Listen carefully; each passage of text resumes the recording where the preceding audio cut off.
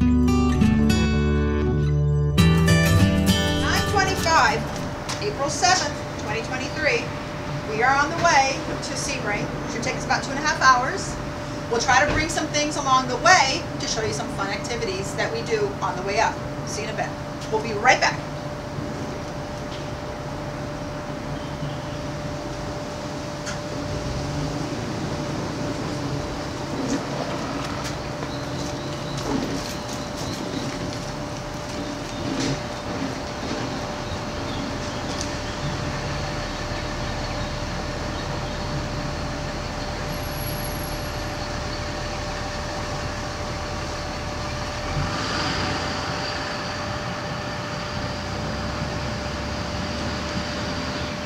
This is Riverland Road. It's about 4 blocks maybe from Flamingo House. Real nice area. There's a preserve right here. Used to be a private home. The city bought it, turned it into a park. And then on the left, there's all these homes that have ocean access with one fixed bridge. Really tall bridge, 75 to 95 feet, something like that. So really big boats can get under it. But this is a real nice neighborhood. Really large wooden lots to the right. Homes on canals to the left. What's interesting is about in 2018, 2019, the homes on the left on the water were going for about, I don't know, $500,000 for a 3-2, 1,400 square feet, maybe a little larger. Now you can't touch them for less than $1 million. The same houses. It just exploded. So I'm gonna miss this neighborhood, but you know, it is what it is. Well, it's been a good day so far. Traffic's been really light. As you can see, it's mostly sunny. Just those nice puffy clouds in the sky. And there is the Everglades. I do believe that's part of Everglades National Park. I could be wrong. Maybe I have to get up to Highway 27 and then you'll see it to our west, Everglades National Park. But it's gonna look the same either way. That ridge there is like a walking trail or a biking trail. You can actually find places to park your car, your truck, and get up on that ridge and go biking and walking and stuff like that.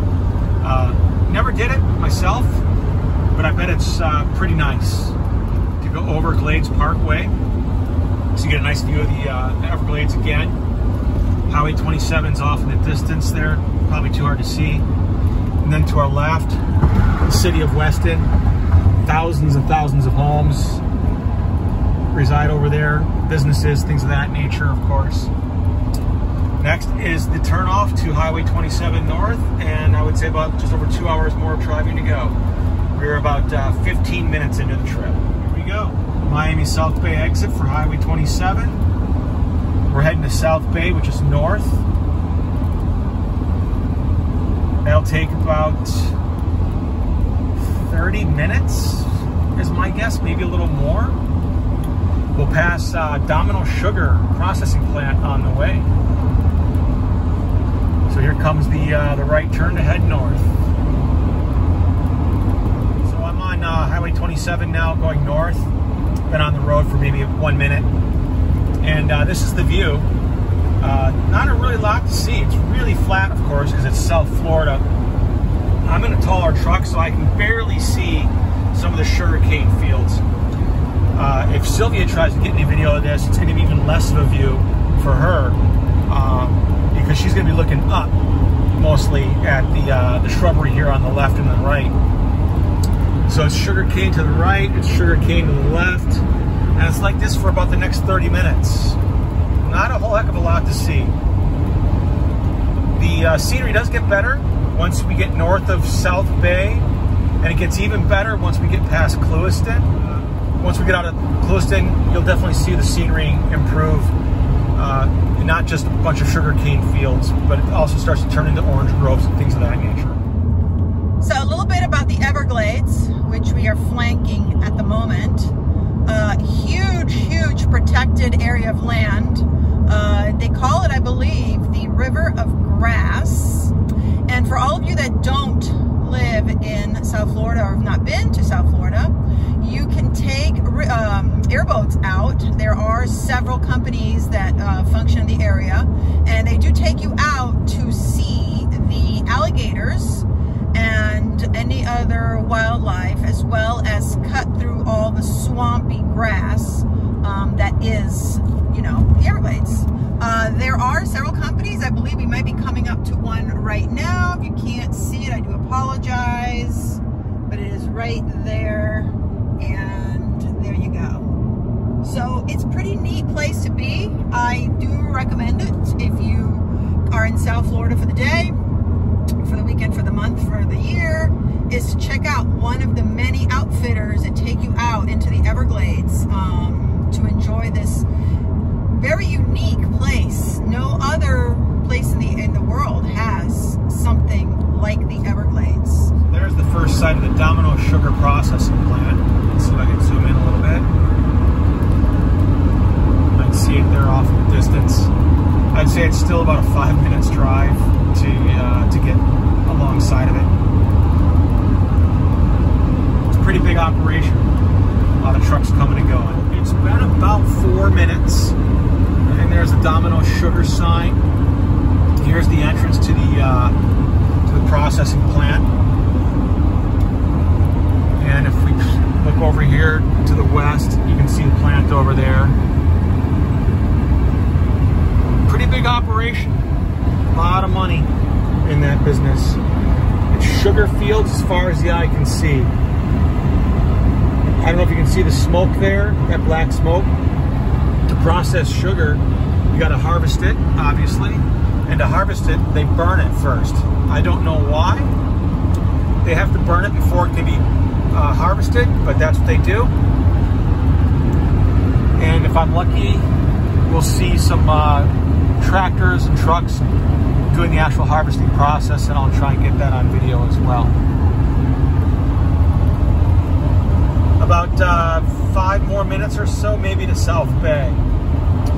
South Bay, north of Fort Lauderdale, and it's not a bay at all. There's like no water. So I don't know why they call it South Bay. So we are coming into the first town of a few towns that we will be passing through on our way to Sebring. And the first one is called South Bay.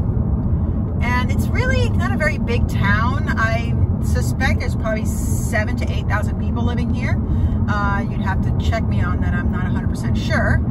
But it doesn't really, in my opinion, have much to offer as far as visiting. I think it's more of a town where all the people that work at the different refineries up here live.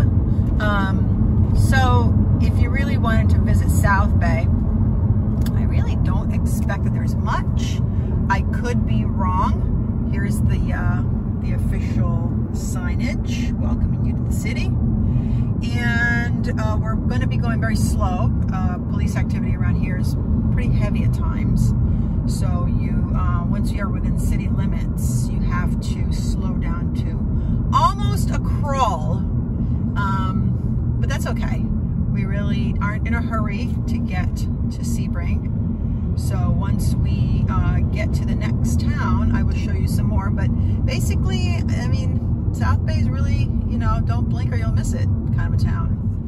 Lots and lots of truck activity, as you can tell. This is a big truck thoroughfare because I believe 27 might go all the way up to past Florida. Not exactly sure where it stops, but I definitely know it goes past Florida. So anyways, this is the town of South Bay. Again, nothing to really write home about, but I thought I would show you the kind of towns that you're actually going to be passing as you are making your way up north, if you decide to come to this area. The next town is actually going to be Clewiston, and I believe Clewiston is the sugar capital of Florida, if not of the U.S. All right, so exiting South Bay, and there's a ridge right here. That ridge was built after a really devastating hurricane that came through in the early 1900s and flooded Lake Okeechobee really bad, killed a lot of people. So you can get up on top of that ridge and look at the lake. The lake's not necessarily directly on the other side of the ridge. It might be receded quite a bit. It could be a half mile in, could be a mile in, I'm not sure, but it's not always just like right over there there's water. That's not always the case. And then right here is the burning of the sugarcane fields. Getting pretty close to it. This happens, as far as I can tell, every day. I've never driven to Sebring from Fort Lauderdale and haven't seen them burning sugarcane. So my best guess is they burn a section, harvest it, and then go on and burn another section and harvest that. In between that, they obviously till the fields and plant more sugarcane and do it all over. So here we are on our way to Clewiston.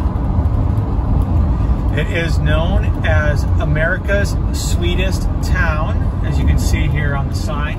City of Clewiston, America's sweetest town. Obviously, that's got to have something to do with the sugar industry in this general area. I do know that annually Clewiston holds something called the Sugar Festival, perhaps. I'm guessing that's the name. I don't remember absolutely for certain, but once a year they have their little sugar festival.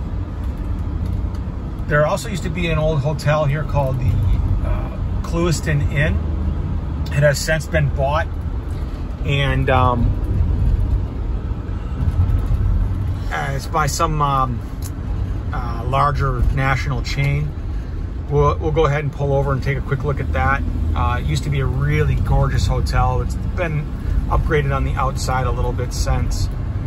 So we'll take a quick break and take a look at that here in a few minutes as well. Clewiston Inn, it's now America's Best Value Inn. Like I said earlier, it used to be a really pretty hotel. I can't say that it is or isn't now. Well, I mean, I can say it is because I think it looks fairly pretty. I just don't know how much maybe it's changed since, you know, it was the original Clewiston Inn. So we're coming up to the beautiful and exciting town of Moorhaven. Let me tell y'all, there is nothing haveny about this place. It is literally a dot on a map, and the only thing they have going for them is this really neat bridge right that crosses the Caloosahatchee River. And it always amazes us when we take this route because there's literally nothing in Moorhaven except for this bridge, which you climb up and you can kind of, you know, not really see a ton, but there's the river down there a little bit. And here we go into the city limits of Moorhaven. And that's it. I mean, this is pretty much, you're seeing Moorhaven and nothing to see. Ain't nothing to see. Change in scenery. It's gone from all sugarcane fields to some pasture land. If you look carefully, you'll see some cattle out there grazing. So this is definitely a different landscape at this point. Next will be a change in scenery when you get to the orange groves. I'm not sure how much further away that is. I would guess 30 minutes. We'll come into what's called the Lake Wales Ridge, and we will start going uphill. It's very subtle. I'll try to capture it on video, but you might not even notice it. But again, it's called Lake Wales Ridge. It goes about a couple hundred feet above sea level in central Florida. It runs for over, I think, 100 miles. And once we get to the ridge, that's about when you're going to start seeing a lot of orange groves. Until then, it turns into mostly pasture land.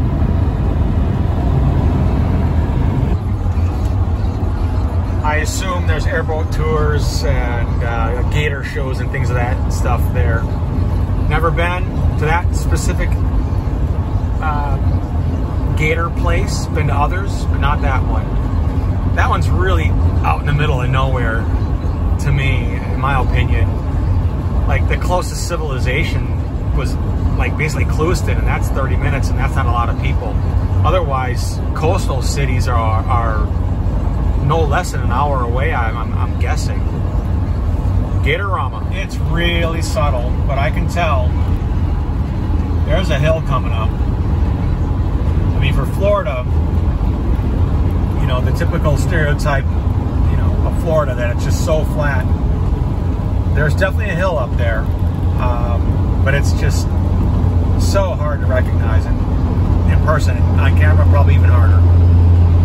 Try again in a little bit. Last check-in, we've been going uphill at ever so slight incline. It's barely even noticeable, but this one here is pretty apparent. As you can see, we're starting to crest over the hump here, and then almost like a light switch, it goes from pasture land to pasture land and orange groves. Over here to the right, this is an old washed up orange grove, not producing anymore. It's been abandoned. And then to the left, this one looks like it's being maintained. All the trees are nice green. You can see some oranges on there. Probably a little tough on the camera, but they're there. And I'm still going uphill. All in all, I would say the average above sea level height of the ridge is around 200 feet or so. The highest point is up by Bach Tower Gardens, and I think it gets to 368 feet at Iron Mountain, but I'd have to check that. Don't quote me. All right. Grove trees, or I should say baby orange trees. Look at that. As far as the eye can see, just orange trees, orange trees, orange trees. And then beyond, just beyond that, established growth there. It's incredible. Just oranges and oranges for miles. In Highlands County for maybe 15 miles or so. And then you get this nice Welcome to Highlands County sign here on the side of the road, showcasing a race car, because there's the 12 Hours of Sebring race once a year at the Sebring Airport, Sebring Raceway. We are just now south of Lake Placid. Lake Placid's a really pretty little town, about 2,000 people. Composes of many lakes, more than just Lake Placid itself. The first lake that we're going to see is going to be Lake Grassy. It'll be coming up here shortly on our right. And let's see, what else can I mention? Lake Placid is about 15 minutes drive south of Sebring. It will be a town that we frequent quite a bit. There's a brewery there that we like. It's called Wet Dogs. There's also a olive oil vinegar store called Bella Gusto that sells amazing oils and vinegars. The flavors are off the charts good. They're flavored vinegars and they're flavored oils, infused oils, and they pair them up, and it's just incredible. Perhaps you can see the lake over here, Lake Grassy. It's a pretty good sized lake. When we were starting to look for homes, we actually looked at a couple homes there on Lake Grassy, but opted against them. All right, going uphill again on our way up to Lake Placid, literally up to Lake Placid, because we are going uphill. All right, stay tuned. More lakes to come. This is pretty apparent. The hills now. You can see we're going down, and then you go back up into the city of Lake Placid. Caladium Capital of the world. Another lake. I'm sorry, I do not know the name of this one. I have not been spending enough time up here in and around these lakes to get them all memorized yet, but there are many, many lakes. There's a tower. It's defunct at this point. I want to say it was called Radio Tower or a Radio Tower or something like that. Cannot recall exactly. You used to be able to go inside, get to the top, I believe, but that is no longer the case. And then over here on the left is a Publix. And the only reason I point this out is because this Publix has the nicest view of any Publix that I've ever seen. Lake Clay. Just a great view from a Publix, for sure. The best view of any Publix, it's gotta be.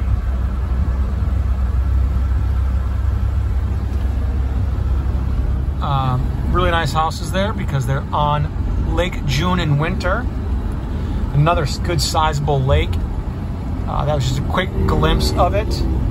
But on most of these lakes here, there are waterfront properties, and the properties are very, very nice. And I'm getting off here by accident, so I will have to turn around. Back on 27, went about maybe a half a mile or so, and then took the correct right turn, which is the county road that we actually live on. This does not actually take us to our house, but it gets us off Highway 27, which is nice for a couple of reasons. Less traffic. The scenery is about the same, but it is just more peaceful to look at the scenery when there's fewer cars to deal with. And then additionally, up here in the Sebring area, Highway 27 has a nickname called Bloody 27. There's, I guess, a lot of car accidents on the highway. I can only speculate as to why that is, and I'll throw it out there. This time of year, a lot of snowbirds are down, so there's just a larger elderly population.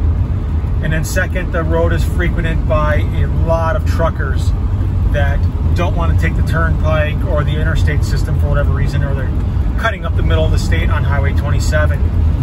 And it's just perhaps a combination of those items together create for an increased number of accidents, but I don't know, that's just a guess. So anyways, we are maybe 5 minutes from our house, and I'm on the county road that our house is on. You'll see when we get there, we are across the street from a lake, so our house faces the road, then across the road is another house, and that is actually happens to be the realtor that sold us the house that we just bought. So I will show you that here in a few minutes. Hold tight. You should see some water down there. That is Red Beach Lake. That is the lake that we face. It's tough to see, but it's there between the homes. We actually did look at some homes right here on Highway 98. That one there is specifically dead center in the camera we looked at. That's probably still for sale and is going to be a very tough sale. So this house here on the left, 3,000 square feet, maybe 2 stories on 4 acres. Just recently went for sale. I think they're asking mid-6s or mid-7s. Can't quite remember. A little overpriced. Then there's this place here. Looks like it's an old school or something. It is now a home, I believe. I'm very intrigued by that. And on the right, that's the lake. So all these lake homes here, I would guess that minimum price for any one of these homes is going to be $350, maybe $400, depending on size of the lot and the age of the house. All right. And then this white one here, oh, I just passed our house. That white one there is the realtor that sold us our place. And here's our place. We have 2 driveways. We got the gravel driveway here. Sylvia pulled up in the car on the other side. And there it is. There's our home.